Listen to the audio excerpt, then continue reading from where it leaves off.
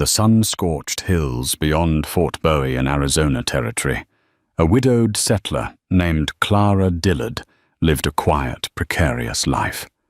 She'd lost so much already, her husband to a stray bullet meant for an Apache warrior, her sense of safety to the relentless violence that plagued the frontier. But one sweltering afternoon, as desert winds whispered of fate, she found a wounded Apache raider crumpled outside her cabin. Gasping for breath, he locked eyes with her, and in a moment of unexpected mercy, she decided to save him. Little did she know that single act of compassion would upend her world forever. Clara Dillard was no stranger to hardship. She had arrived in the Arizona Territory 5 years earlier, bright-eyed with hope alongside her husband, Thomas Dillard. They had been among the wave of settlers enticed by rumors of land grants and fresh opportunities. The local newspapers in New Orleans had touted the West as a land of promise, where a family with grit and determination could carve out a homestead and reap the rewards of boundless cattle pastures. Yet the desert had been merciless from day one. Rattlesnakes, monsoons, and blistering heat tested Clara's resolve. Even so, she and Thomas had managed to build a modest cabin, a corral for a half-dozen horses, and a stretch of farmland that yielded sparse but edible crops of corn and beans. Their possessions were few, but they had each other, and for a time that had been enough. Then fate struck. A violent skirmish between U.S. cavalry patrols and an Apache raiding party broke out at dawn one morning not more than a mile from the Dillard homestead. Clara had barely known what was happening when the first gunshot echoed across the valley. By midday, Thomas was dead felled by a single stray bullet. The cavalry never even discovered who fired that lethal shot. In the days that followed, she sank into a deep, hollow grief. Neighbors offered pity. Fort Bowie, a few hours' ride away, sent a perfunctory patrol to make sure all was well. Nothing was well. Clara was alone, a widow, in an unforgiving territory, trying to maintain the fragile life they had built. Determined and proud, she refused to leave for the east, convinced that if she abandoned the homestead, Thomas's death would have been in vain. In that precarious stillness, 6 months after her husband's burial, Clara's life took another dramatic turn. The day began with the same routines. She tended to the meager vegetable patch behind the cabin, checked the corral fence for breaks, and ensured her water barrel was full. By noon, the desert sun was unrelenting. Wisps of dust swirled across the horizon, and a dull wind carried the faint scent of distant creosote bushes. She was returning with a bucket of water drawn from the well when she saw him, a man, lying near the rock outcropping behind the house, half hidden by the brush. The figure wasn't moving. Her heart lurched with alarm. Hesitant but compelled to check, she walked closer, the bucket trembling in her hand. It was clear from his braided hair, the intricate tattoos on his arm, and the beaded necklace around his neck that he was Apache. A red stain of blood seeped through a tear in his shirt, staining the sandy ground beneath him. He lay on his back, eyes closed, breathing so shallowly that for a moment Clara thought he was dead. Her first instinct was to run back into the cabin, lock the door, and arm herself with the old rifle that had once belonged to Thomas, but a voice inside her wouldn't let her leave him there to die. Hadn't her husband been struck down, similarly, out of ignorance or fear? The memory tightened her throat. If she walked away, if she simply let him die, she felt she might betray the fundamental humanity Thomas had once cherished. So despite trembling hands, Clara set the bucket aside and knelt. She pressed 2 fingers to his neck. A faint pulse, quickening slightly, told her he was alive. She ran to the cabin, grabbed blankets, a few strips of bandages, and some water. Returning to him, She began to clean the wound as best she could. The bullet had grazed his side, leaving a nasty tear that refused to stop bleeding entirely. When water touched the wound, he hissed, eyes snapping open. For a split second, fear flickered in both of them. Fear of what the other might do. But he was too weak to fight back, and Clara, driven by desperation, as much as compassion, continued to patch him up. She tore pieces of cloth to bind his side. Sweat rolled down her face in steady rivulets, though she ignored the discomfort. Finally, after what seemed like an eternity, the bleeding slowed. She helped him to his feet, letting him lean on her shoulder. It struck her that she didn't even know his name, but she couldn't speak Apache, and she wasn't sure if he spoke English. In silence, she guided him inside her cabin, laying him on the floor near the hearth. She gathered a pillow and a few more blankets. The tension hung thick in the stuffy interior. This was no ordinary traveler, and certainly no friend. Yet neither was he an immediate threat in his current condition. The question was whether he might soon become one. For 3 days the man drifted in and out of consciousness. Clara tended to him during that time, continuing to wash his wound and feed him small spoonfuls of broth when he seemed alert enough to swallow. Her sleep was restless. Every time she closed her eyes, she imagined him rising in the night to slit her throat. Yet every morning he remained where she had left him, weakened and feverish but alive. Late in the afternoon of the 4th day, he tried to speak.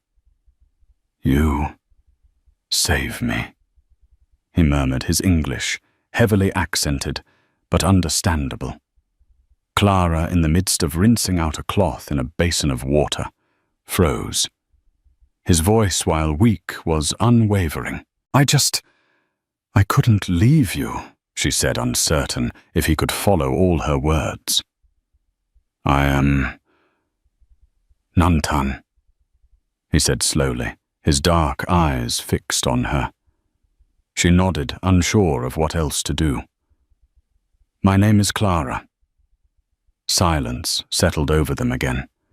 The tension was obvious cultural barriers, the recent wars and the painful memory of how her husband had died. She remembered stories of Apache raids, how families were taken captive, how homesteads were burned. At the same time, she reminded herself that not every Apache was responsible for every atrocity. This man, Nantan, was a person wounded alone and aware that she had saved his life. After a moment, he lifted a trembling finger pointing to the bandages on his side. "Your hands. Good medicine." Clara forced a small, uneasy smile. "I did what I could. I'm no doctor, but... well, I hope it helped." He responded with a slight tilt of his head, a gesture she interpreted as gratitude. No further words were exchanged that day. By the end of the week, Nantan regained enough strength to sit up on his own, though he was still far from healthy. Clara fretted about what would happen when he fully recovered. Would he vanish into the desert without a word? Would he bring other Apache raiders back to her homestead? That question was nearly answered sooner than she expected. Early one morning, a 3-man patrol from Fort Bowie approached her cabin, presumably on the lookout for hostile warriors in the area. Clara's pulse spiked as she saw the glint of sunlight on their uniforms. Nantan was inside, propped up against a wall, still too weak to stand. Her mind reeled with possibilities, none of them good. "Morning, ma'am," called the patrol leader, tipping his hat. "Lieutenant Granger at your service. We're scouting for signs of Apache raiders. There's been trouble reported down the pass. Mind if we have a look around?"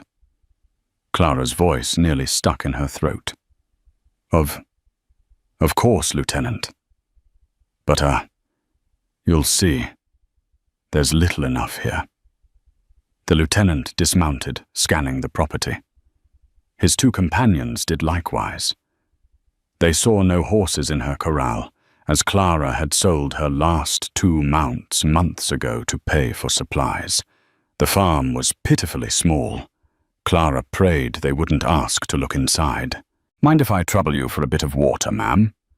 "It's a scorcher already," Granger asked politely. Clara forced a smile. "Certainly." She led them around to the well heart, pounding. If they went inside the cabin, they'd find Nantan. She suspected they would brand him an outlaw or worse.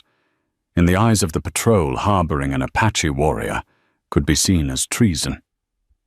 She dipped the bucket and handed it to Granger, who drank deeply, then passed it to the other soldiers. Clara clutched her shawl, hoping they would simply leave after quenching their thirst. The lieutenant wiped his mouth. "Your husband around?" he asked, glancing toward the cabin. Clara forced a tight smile. "No. My husband passed on half a year ago, buried on the hill over there." Granger's face softened. "My condolences, ma'am. We'll leave you be then, but keep your guard up. Folks have gone missing. If you see any sign of raiders, come down to Fort Bowie. We've got General Crook there now, stepping up patrols." Clara nodded. "Thank you, Lieutenant." Her relief was almost overwhelming as the men mounted up and rode off in a swirl of dust. She rushed inside to check on Nantan. His eyes were wide with alarm, sweat beading on his forehead. He had most likely heard everything. "That was the cavalry," she explained, as if it weren't obvious. "They're after your people. I don't know what will happen if they find you here." Nantan held her gaze, the tension in the room thick. "They kill me," he said plainly. The starkness of his words sent a chill up Clara's spine. She thought of the bullet that had killed Thomas. Though she had her reasons to hate Apaches as a group, she found she couldn't hate this individual man who lay wounded in her home. What had he done to deserve a summary execution? Perhaps many things, or perhaps none. She realized she didn't even know his story. Over the next few weeks, Clara struggled with an inner conflict. Part of her wanted Nantan gone out of her life, so she wouldn't have to think about the moral ambiguity of aiding an Apache. Another part of her, a softer but increasingly insistent voice, recognized that she had made a choice to save him. Ending that choice abruptly would weigh heavily on her conscience. In the meantime, Nantan healed slowly but steadily. He began to move around the cabin, helping with small tasks when he could. He insisted on fetching water from the well, even though at first he could barely carry the bucket. Clara found herself torn between gratitude for his help and guilt for letting a convalescent man do chores. But Nantan's pride was evident. Refusing his assistance seemed to wound him more than his physical injury did. Sometimes, in the quiet evenings, they attempted stilted conversations. She learned that he had fought alongside a band of Apache who resisted the encroachment of settlers into tribal lands. He spoke bitterly of how soldiers had broken treaties, how promises of peace were betrayed. He didn't delve into every detail, nor did Clara press him. She in turn shared snippets of her life, her upbringing in Louisiana, her hope of building a life in the West, and the sorrow of losing Thomas. Neither forgot the underlying tension. The knowledge that Apaches were attacking settlers made Clara jumpy, especially at night when the wind carried distant howls or the sharp cracks of gunfire from who knew where. Meanwhile, Nantan worried about the next cavalry patrol, or the possibility that his own people might brand him a traitor for staying with a white woman. Still, as the days warmed into a scorching summer, a fragile bond formed. Mutual respect grew from the seeds of necessity. Each recognized that their survival might depend on the other. One blistering afternoon, while Clara was tending the corn patch, Nantan came out to stand beside her. shading his eyes from the sun. She straightened, wiping sweat from her brow. "You should leave," he said, surprising her with his directness. She stared at him. "Leave, my home is here." Nantan shook his head. "Soldiers come. My people come. Danger on both sides." Clara felt a flash of anger at the notion of abandoning her cabin and farmland, the only tangible reminders of her past life with Thomas. "I can't just walk away from everything I've built. Besides," she added more quietly, "where would I go?" He shrugged, wincing at the pull on his still healing side. "East to family." "My family is gone," she said, not meeting his eyes. The painful reminder of her isolation gnawed at her. "There's no one else." Nantan studied her for a moment. Then, "Prepare for trouble." He paused, seemingly unsure if he should say more. Finally, he added, "I stay. Help." She should have felt relief. Instead, a sense of dread washed over her. With Nantan remaining, the danger of being discovered by cavalry patrols multiplied. Yet letting him go alone into the desert in his present state felt like condemning him to death. Nodding slowly, she decided on a compromise. "We'll prepare," she said. "If trouble comes, we'll face it together." Trouble arrived sooner than expected. On a moonless night, Clara woke to the smell of smoke. Panicked, she scrambled out of bed. The corral fence was ablaze, flames licking at the darkness. She grabbed her rifle and rushed out the door. Nantan was already outside, scanning the shadows. Figures darted just beyond the reach of the firelight. Clara couldn't see who they were, raiders, bandits, or local rustlers.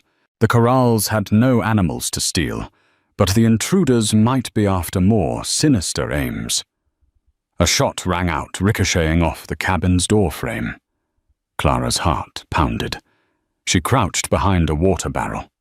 Raising her rifle, she fired in the direction of the flash.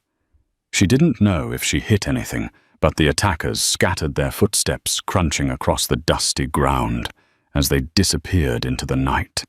Working frantically, Clara and Nantan used buckets of water to douse the flames. By the time the fire was out, half the fence had been destroyed. In the aftermath, Clara sank to the ground, breathing hard. Rifle still clutched in her hands, Nantan crouched beside her eyes, scanning the horizon. "Apaches?" she asked quietly, dread coiling in her chest. He shook his head. "No. White men." He touched a smear of ash on her cheek. "They did not shoot well, but they wanted you to be afraid." Why, she whispered, but deep down she already knew. Settlers who suspected she was harboring an Apache might have decided to take matters into their own hands. Fear and rumor were a potent combination on the frontier. Nantan seemed to read her thoughts. "They know I am here." Clara lowered her head, the weight of the situation pressing on her chest. If word spread, she'd be labeled a traitor or worse. Vigilante violence was not uncommon. She had seen it happen to others. If the townsfolk thought she was collaborating with the enemy, they would show no mercy. 2 days after the midnight attack, Clara ventured into the nearest town for supplies, only because she had no choice. Her flour was nearly gone, and she had no salt left. With a constant sense of dread, she rode a borrowed mule, one of the few animals a neighbor had loaned her, along the rocky trail toward the smattering of buildings that passed for a settlement. Stepping into the mercantile, she drew stares from a handful of rugged men inside. They tipped their hats politely enough, but she felt the weight of their eyes follow her.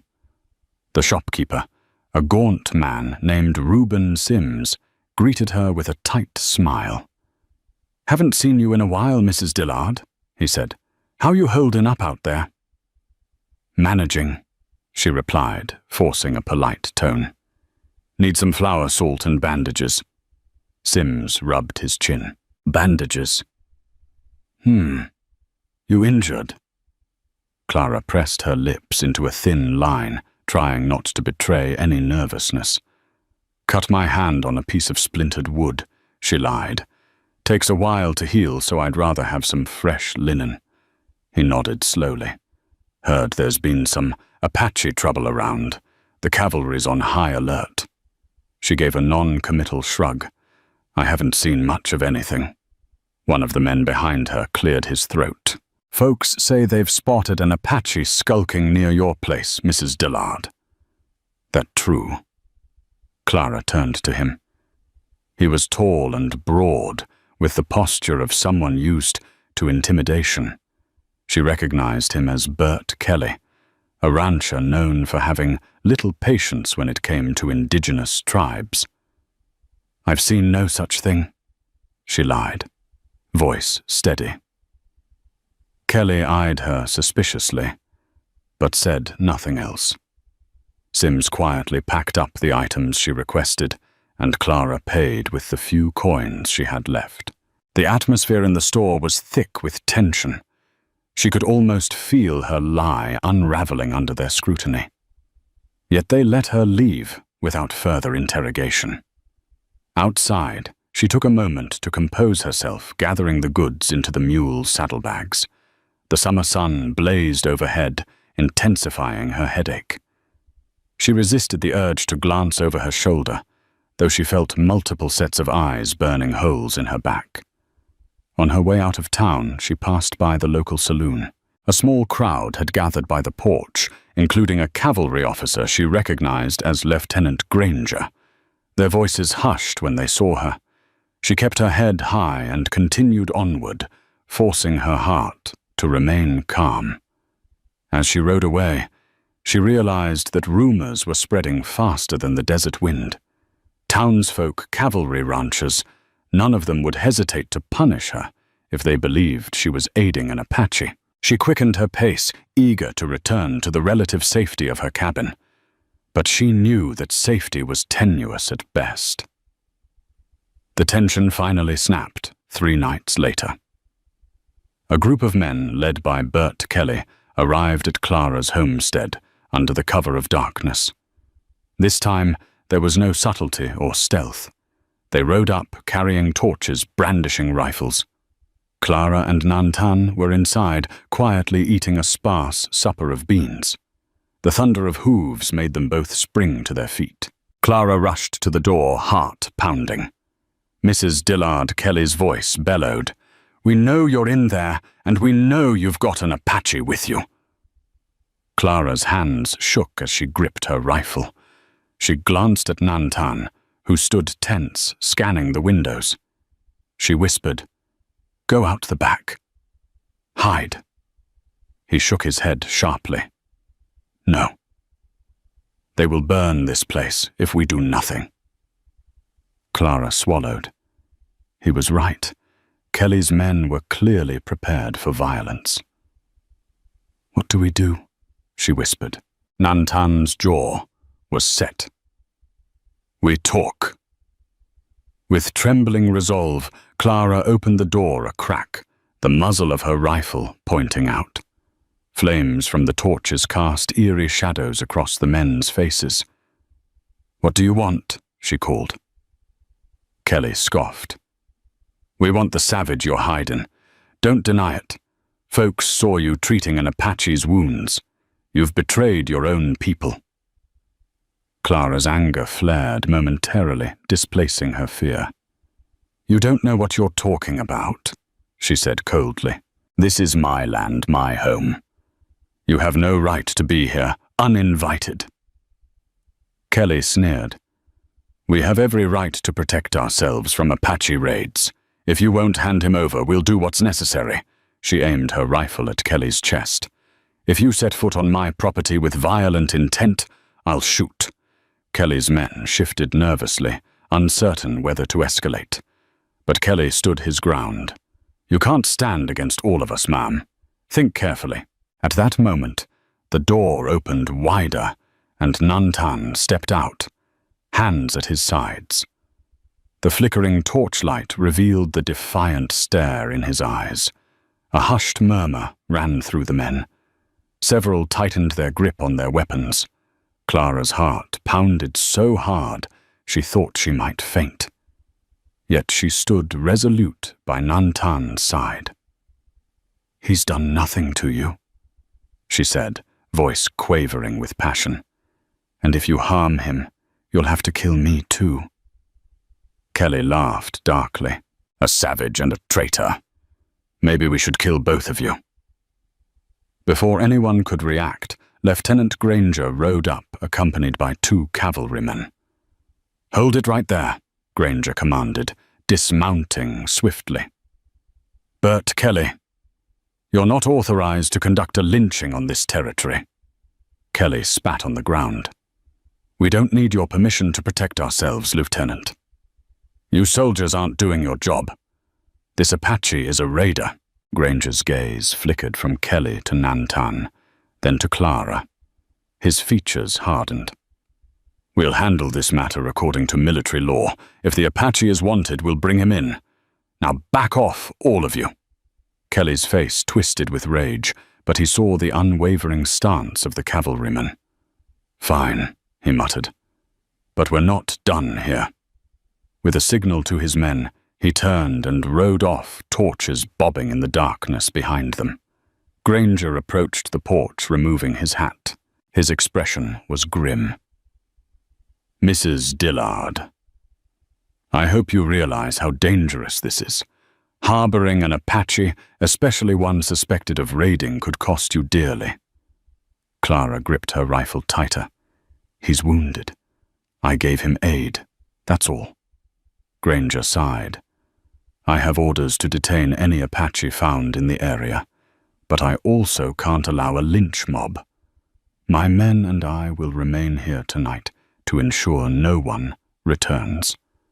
Tomorrow, we ride to Fort Bowie. The general will decide what to do with him." A cold knot formed in Clara's stomach. The cavalry would take Nantan, and there would be a trial if they even bothered with one. Knowing the brutal realities of the frontier, she feared the outcome was all but certain. Late that night, while the cavalrymen stood guard outside, Clara paced her small cabin. Mind racing, she had to find a way to save Nantan from execution or indefinite imprisonment. But how Nantan, seated at her small kitchen table, seemed oddly calm. "I will face them," he said quietly. She shook her head. "They'll kill you, Nantan. For them, you're an enemy combatant." He studied her eyes intense. "Is your law always so cruel?" Clara sank into a chair beside him, resting her forehead in her hands. "We have courts and trials, but out here justice is complicated. People are afraid, especially after the raids." He tilted his head. "You?" "Not afraid." "I am afraid," she admitted. "But I'm more afraid of what's become of this land, this place I once hoped to call home." They sat in silence for a moment, the only sound the crackling of the lantern on the table. Then Clara lifted her gaze, a sudden idea flickering in her mind. It was absurd, desperate, and possibly her only chance.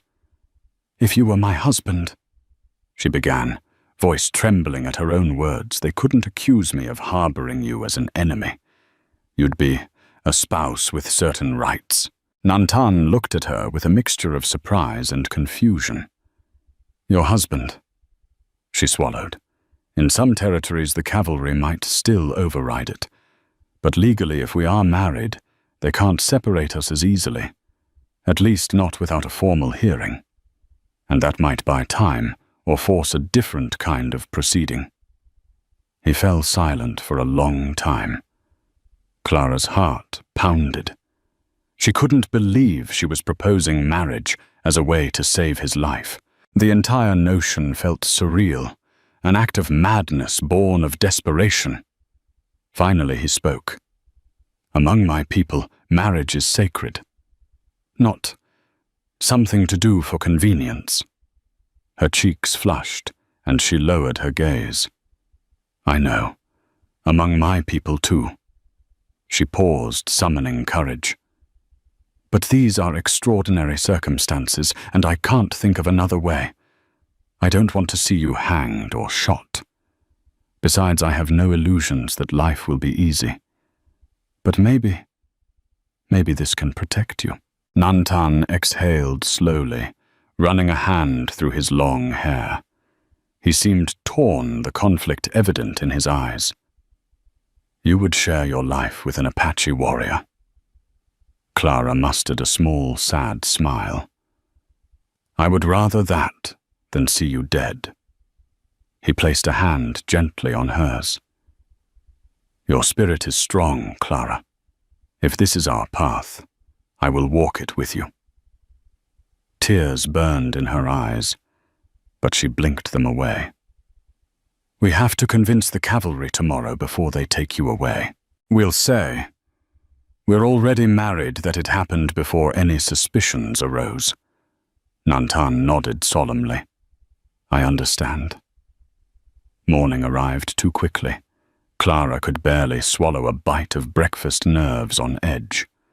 Outside, Lieutenant Granger and his men prepared to escort them to Fort Bowie. Nantan stood beside her, stoic and calm. When Granger finally called them outside, Clara stepped forward, clearing her throat. "Lieutenant, I have something to say." He raised an eyebrow. "Go ahead." She took Nantan's hand in hers, a gesture that felt both foreign and comforting. "This man is my husband," she announced, voice trembling slightly. A stunned swartz met her words. Granger's expression morphed from confusion to disbelief. One of his men snickered quickly, silenced by Granger's glare. "Your husband," Granger repeated slowly. Since when Clara lifted her chin. "We had a private ceremony several weeks ago, after I saved his life. He was injured, vulnerable, and we found common ground in our grief and our struggles.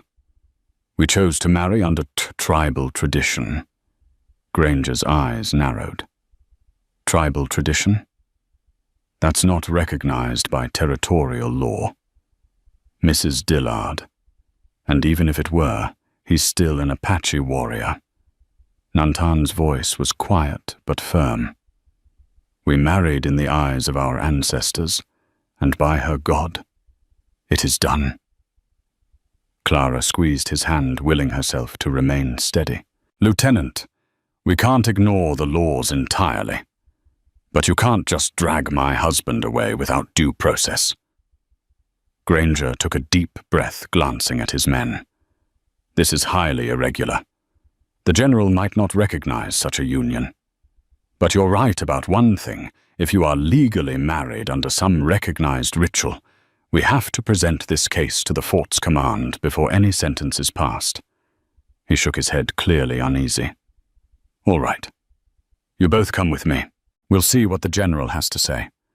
Just know, Mrs. Dillard, this may not protect you or him."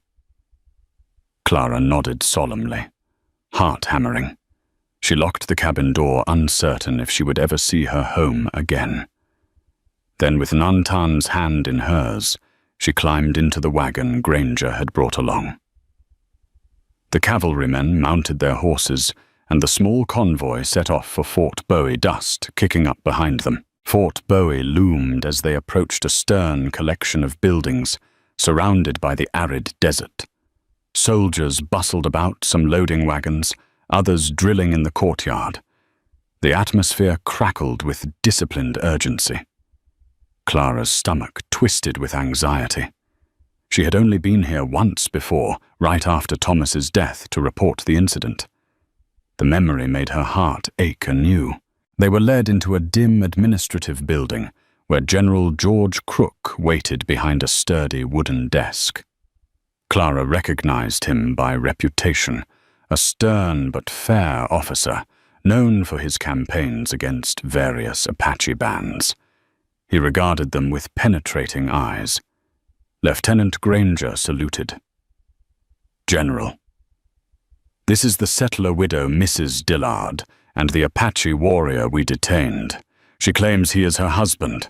Crook raised an eyebrow, his stare shifting from Granger to Clara and then to Nantan.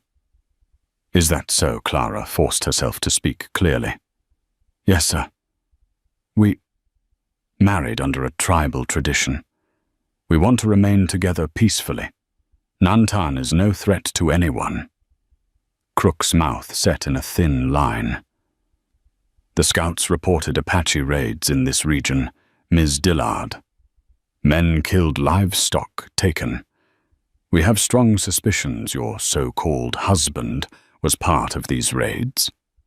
Nantan squared his shoulders. "I have fought for my people. But I took no scalps, killed no women. These men who accuse me do. They have proof." Crook studied him. "That's what we intend to find out." He folded his hands. "Now you say you're married. According to territorial law, any recognized marriage must have a witness or a license. You have neither. So from where I stand, you're either lying to protect him, or you've entered into some unsanctioned union that won't hold up in court." Clara's cheeks burned, but she held Crook's gaze. "There are no official documents out here. We did what we could to formalize our bond. Before God, we're husband and wife." Crook snorted quietly, leaning back in his chair. "Be that as it may, I've got a territory to pacify. Lieutenant, place this man in detention. Arrange a hearing for tomorrow. Ms. Dillard, you'll remain here, as well under guard if necessary." Protests rose to Clara's lips, but she bit them back. At least they were granting a hearing. It wasn't an immediate execution. Still, fear gnawed at her. Would they let her testify? Would they even listen? Nantan was escorted away by 2 armed guards, his expression unreadable. Clara watched him go, her heart twisting. She had done all she could. Now it was in the hands of men who might not care about truth or justice. That night, confined to a small guest room under the watchful eye of a female caretaker, Clara struggled to sleep. She paced the cramped house, replaying every possibility in her mind. If the hearing found Nantan guilty of raiding, he could be sentenced to death or shipped to a reservation far away. A soft knock startled her. She opened the door to see a young cavalry corporal, hat in hand. He looked nervous. Glancing over his shoulder, he stepped inside, quickly shutting the door behind him. "I'm Corporal Reyes," he whispered, voice low so the caretaker down the hall wouldn't hear. "I'm risking my neck coming to see you, ma'am. But I heard about what you did, and I want you to know that not all of us soldiers think Apaches are savages." Clara raised an eyebrow. "Why are you telling me this?" He shifted uncomfortably. "My mother was Mescalero Apache. My father was Mexican. I enlisted to find a better life, but sometimes I see how the army treats the tribes and it doesn't sit right with me. I can't speak out loud, though, or I'd be drummed out of the cavalry, or worse." She studied his earnest face. "So what can you do to help Nantan, Corporal Reyes?" Took a deep breath. "I have a friend, a clerk named Wilson, who handles some of the records. He might be able to confirm if Nantan was ever officially identified in a raid. If there's no record, maybe that helps his case. And I can try to speak with some of the scouts, those who've worked as trackers. If none of them can place him at the raids, the general might relent." Clara's eyes filled with cautious hope. "That could save him." Reyes nodded. "I'll do what I can. The hearing is tomorrow afternoon. Keep your head up, ma'am, and pray." He slipped out as quietly as he had come, leaving Clara with a small glimmer of optimism. She sank onto the narrow bed, clasping her hands together in silent prayer, hoping for a miracle. The following day, the hearing took place in the fort's small assembly room. A handful of officers gathered behind a long table with General Crook presiding. Clara sat in a row of chairs to the side, flanked by 2 sentries. Nantan, hands bound, stood before Crook with a stoic expression. A scout testified, recounting Apache raids in the region and pointing out various items of evidence, a stolen horse brand found arrows. But when pressed, he admitted he hadn't personally seen Nantan in any of those raids. Another soldier stepped forward, citing witness reports of an Apache living with Clara at her homestead. But he too couldn't confirm that Nantan had participated in the violence. As the hearing wore on, Clara's anxiety soared. She saw Corporal Reyes standing quietly at the back of the room, his gaze steady. Finally, Crook motioned for a pause. "Miss Dillard," he said, "step forward. Let's hear your account." Clara rose, her pulse throbbing in her ears. Taking a deep breath, she faced the officers. "Nantan came to my homestead badly wounded. I found him near death. Out of mercy, I helped him. He stayed because he was too weak to leave. He hasn't harmed me or anyone else. He hasn't stolen from me. Instead, he's helped me tend my farm. We formed a bond." One of the officers cleared his throat. "You claim you married him, but you have no documents or witnesses. Is that correct?" Her voice shook slightly, but she forced herself to speak firmly. "Yes, that's correct. In the desert, we don't always have the luxury of formal papers. But we pledged ourselves to each other. I ask that you consider not punishing an innocent man simply because he's Apache." Crook tapped a pencil on the table. "His innocence is yet to be proven. But we do need hard evidence to convict him of raiding." He turned to the scout. "Any further proof?"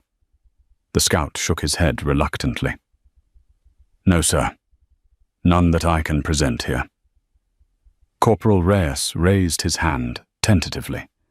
Crook gave him a curt nod. Reyes stepped forward, clearing his throat. "General, I spoke with several trackers. None of them recognized Nantan as part of the raiding parties they followed.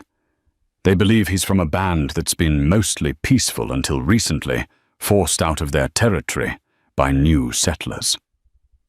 Crook fixed Reyes with a sharp gaze. "Is that so?" "Yes, sir," Reyes affirmed. "Furthermore, there's no official record tying him to specific attacks." Crook's expression remained stern, but a hint of consideration flickered in his eyes. "No official record. That complicates matters." He turned to Nantan. "What do you have to say for yourself?" Nantan lifted his chin. "I fight for my people to live. But I did not raid these settlements. I was shot fleeing a patrol that attacked my band. I was left behind wounded, and Clara found me." Crook leaned back. "Very well. For now you'll remain under army supervision. But without direct evidence, I cannot in good conscience condemn you to death or imprisonment. However, the matter of your so-called marriage remains questionable. Territorial law might not recognize it. But I won't stand in the way if Miss Dillard insists on it. Just know if you commit any violence or flee, you'll be treated as a criminal." Relief washed over Clara. While not an outright exoneration, it was enough to spare Nantan from immediate punishment. Crook gavelled the hearing to a close, instructing them to remain at Fort Bowie for a few days while final paperwork was arranged. She rushed to Nantan's side as the guards removed his bindings. "We did it," she whispered, tears in her eyes. He nodded, relief evident in his gaze. But both knew their troubles were far from over. They stayed in a small guest quarters on the fort's outskirts, under guarded watch but with some measure of freedom. Days passed, filled with awkward moments as they navigated their forced marital status. Soldiers whispered and gossiped, but no one challenged them openly after Crook's ruling. Clara found herself torn between gratitude that Nantan was alive and sorrow for the uncertain road ahead. One evening, while they sat outside on a low bench, watching the sun set behind distant mountains, she mustered the courage to speak. "I never intended to marry again," she said quietly, eyes on the horizon. "My heart still aches for Thomas." Nantan studied her. "I understand. My wife. She died years ago, taken by sickness. I had not thought to marry again either." She turned to him, face softened by empathy. "I'm sorry." He nodded slowly. "We do what we must to survive. But survival alone is not enough. We must live with honor." His words resonated deeply. Clara realized she felt a growing respect for him. Their marriage might have been born of desperation, but day by day, they discovered common ground. They understood loss, knew the bitterness of a harsh world, yet somehow clung to hope. As the last glow of sunset had faded, they sat in silence, side by side. The future was still uncertain, but for the moment, they found comfort in each other's presence. At length, permission arrived for them to depart Fort Bowie. General Crook's final decision was that, lacking evidence of wrongdoing, Nantan could remain free so long as he kept to Clara's homestead and did not engage in hostilities. Clara likewise was warned that any further accusations could lead to a more severe intervention. They rode back to the homestead with guarded hearts, wondering what they would find. The journey was tense. Neither spoke much, each lost in thoughts. When they finally arrived, the property looked as if it had been left untouched. The charred fence still bore marks of the fire. The cabin stood intact, though some windows were broken, likely the work of vandals. Nantan helped Clara collect debris and mend what they could. By evening, the interior was livable again. Exhausted, they shared a simple meal by the hearth's glow. The familiarity of the cabin brought a wave of mingled relief and sadness. Here was the place where Clara had once dreamed of a bright future, with Thomas now overshadowed by the memory of violence and the reality of her new husband. Over the next weeks, word spread that Clara had returned with an Apache husband. Bert Kelly and his cohort seethed, but after a stern warning from the cavalry, they didn't dare stage another assault. Instead, they resorted to muttered threats and simmering resentment. Surprisingly, some settlers offered tentative support. An old rancher named Walter Peterson visited one day, bringing a small sack of coffee as a neighborly gesture. Clara served him in her modest kitchen, and Nantan joined them at the table. "I won't say I understand all this," Peterson said, eyeing Nantan warily. "But I know you, Clara. You've always been honest. And if you say this man is no threat, then maybe he ain't." Nantan dipped his head politely, though he said little. The conversation was stilted, yet the significance wasn't lost on Clara. A small acceptance was taking root, at least among those who valued peaceful coexistence more than vigilante justice. Just as life began to settle into a tenuous rhythm, fate threw them another curve.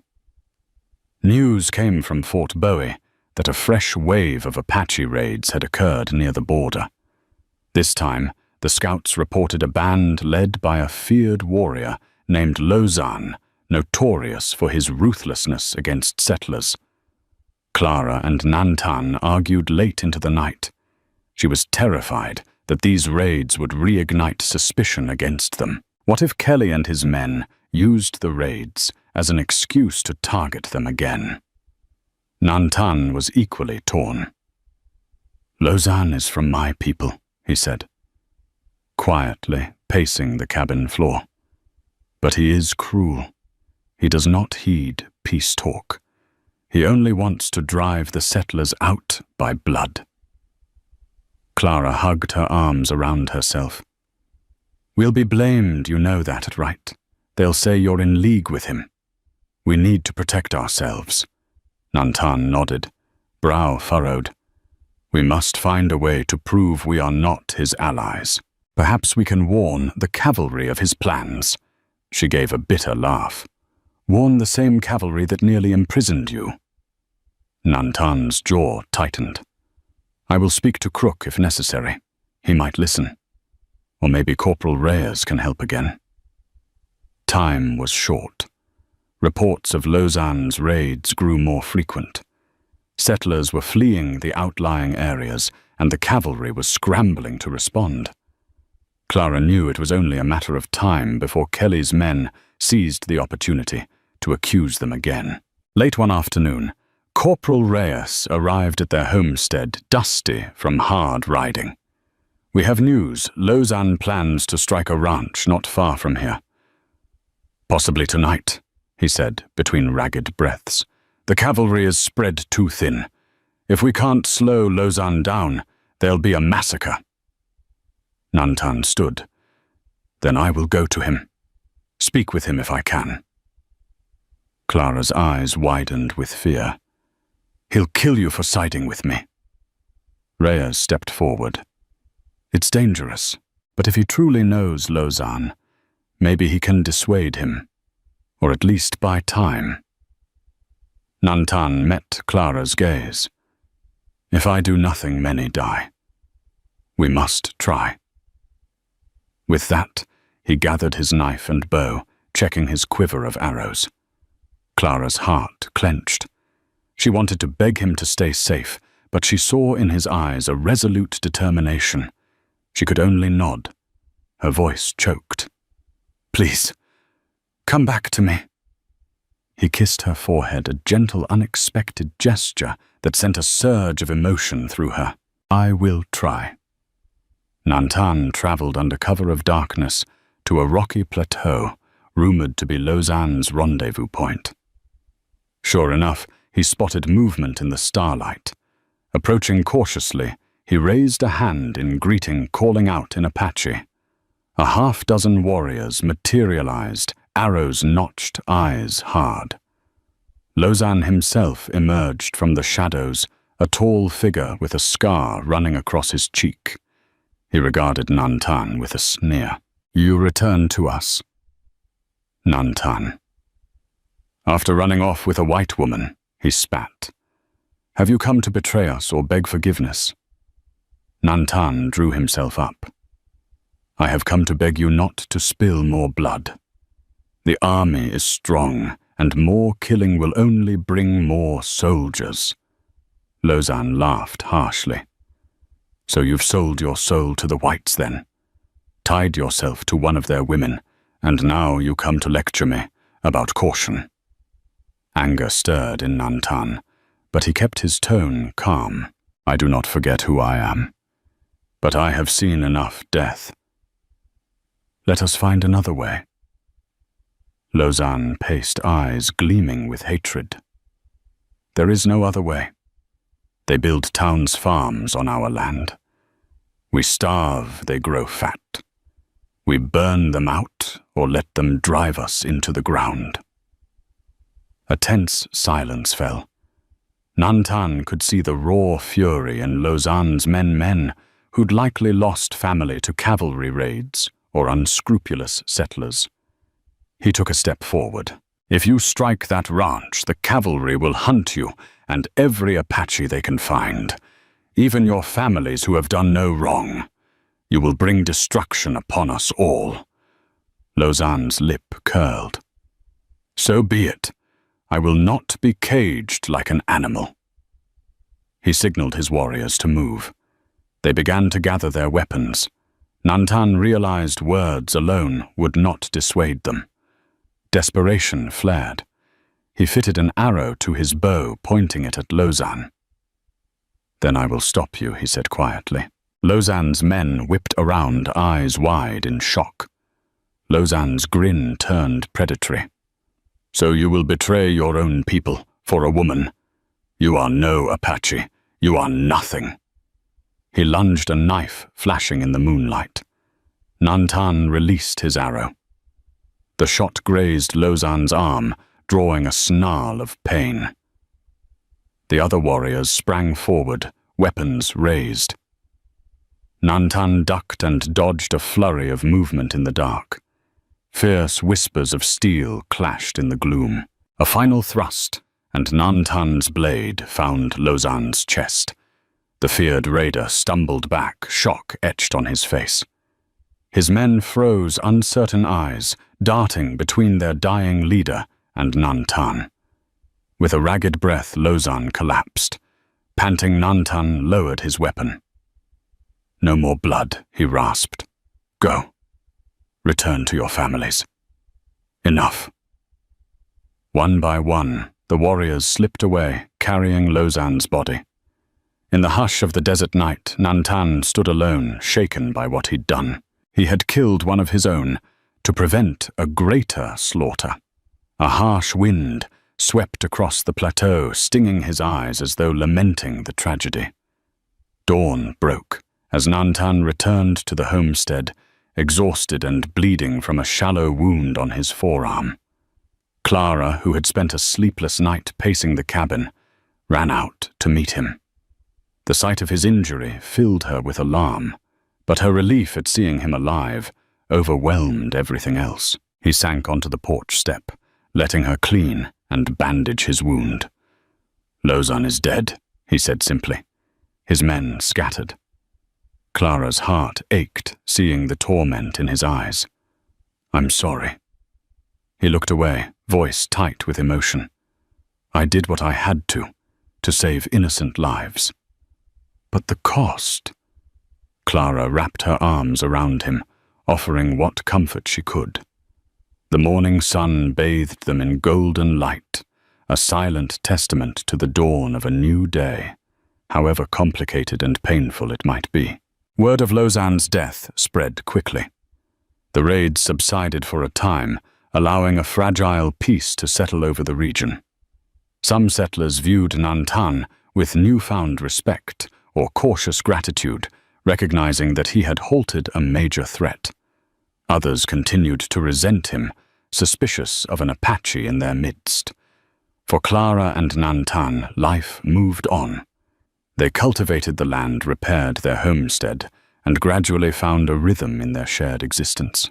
Their forced marriage, initially a desperate measure, began to deepen into something more genuine.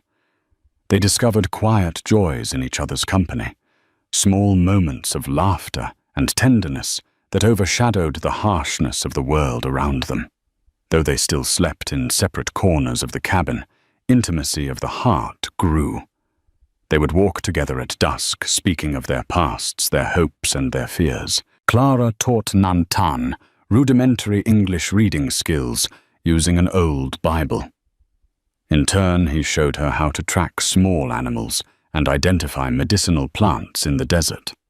Occasionally, Corporal Reyes would visit with updates from Fort Bowie.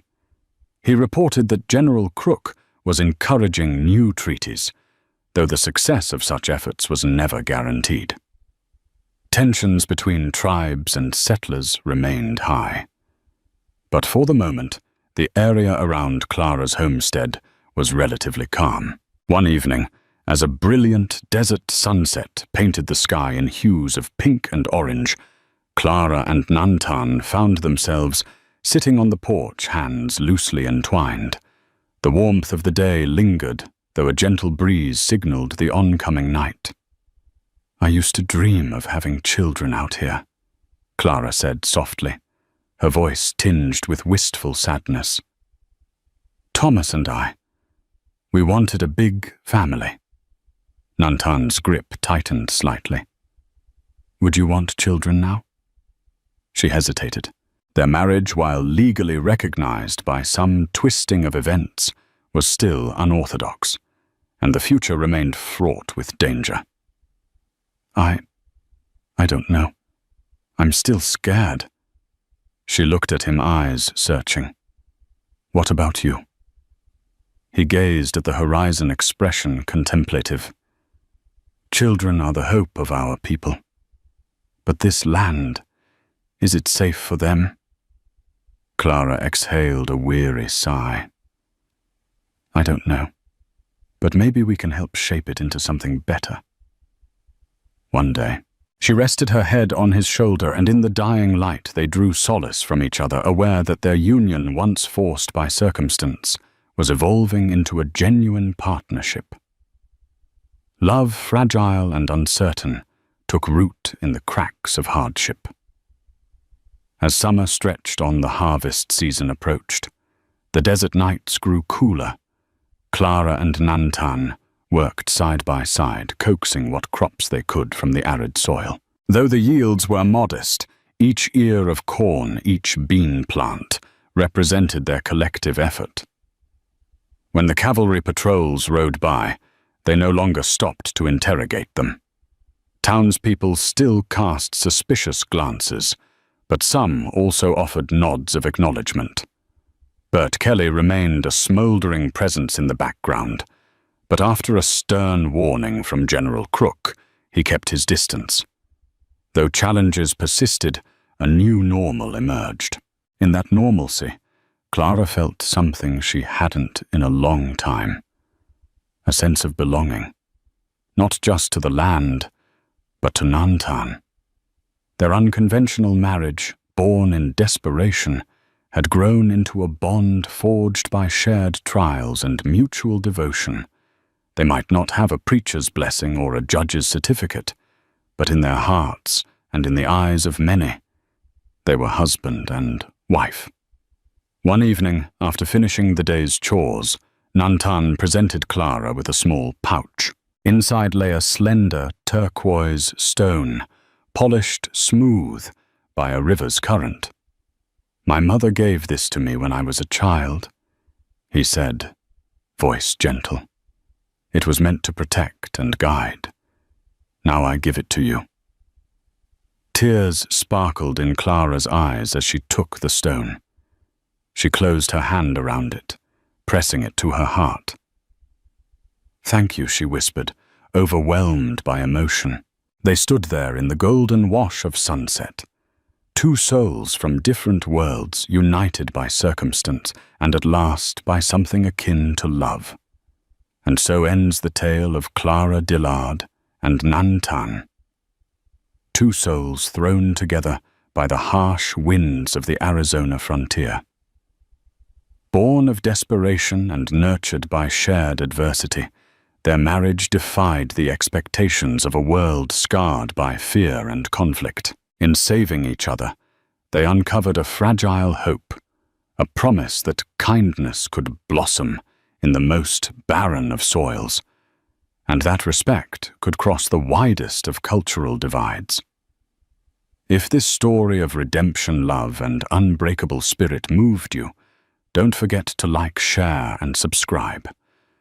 By supporting stories like this, you help preserve the rich tapestry of our past, reminding us all that compassion can triumph over hatred, and that courage can light even the darkest roads ahead.